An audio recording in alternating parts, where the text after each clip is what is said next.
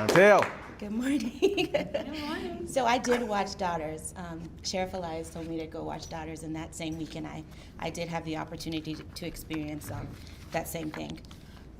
Good morning, everyone. My name is Councilwoman Chantel M. Lewis, and I proudly represent Denver District 8, which includes East Colfax, Montbello, Northeast Park Hill, Northfield, Central Park, which also includes the Denver County Jail. Today is deeply personal for me, not just as a policymaker, but as someone who has lived the realities we often talk about in rooms like this. After the sudden death of my high school sweetheart, my fiance, and the father of my son, my world completely fell apart. I was a full-time student, working 2 jobs, trying to keep everything afloat. But no matter how hard I worked, the money was never enough. I was exhausted, grieving, and overwhelmed. And in the lowest moment, I made a poor decision.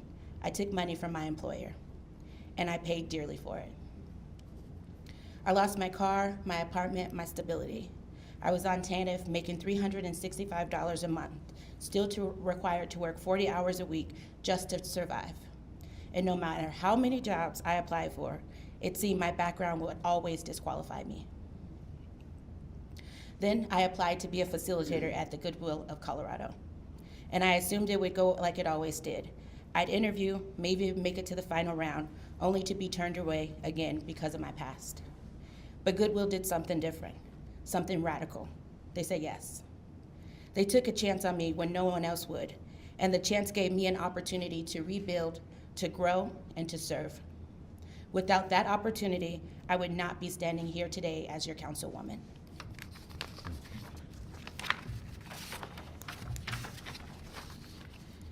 That is the power of believing in people, not in spite of their worst day, but because you know they are more than their mistakes. And that's exactly what makes today's launch of the in-person visitation clothing project so meaningful. This isn't just a policy change, it's a culture shift. It's about treating people behind walls like the human beings they are. This partnership between the Denver Sheriff Department and Goodwill Colorado is rooted in the same belief that changed my life, that people deserve dignity, that they deserve connection, that they deserve to be seen. Too often, we have treated connection as a privilege, but we know better. Connection is a lifeline. When you strip away the jumpsuit, you restore dignity. When a parent can see their child or loved one can hold a hand without that layer of shame, you begin to heal something deeper. This isn't about fashion. This is about freedom, but y'all know I love fashion.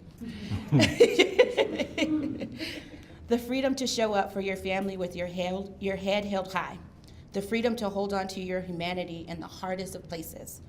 I've been on both sides of this experience. I visited the man that raised me here at this facility many times. I traveled to Canyon City to see the father who birthed me. I waited in those lines. I've sat in those visitation rooms. I felt the weight of it.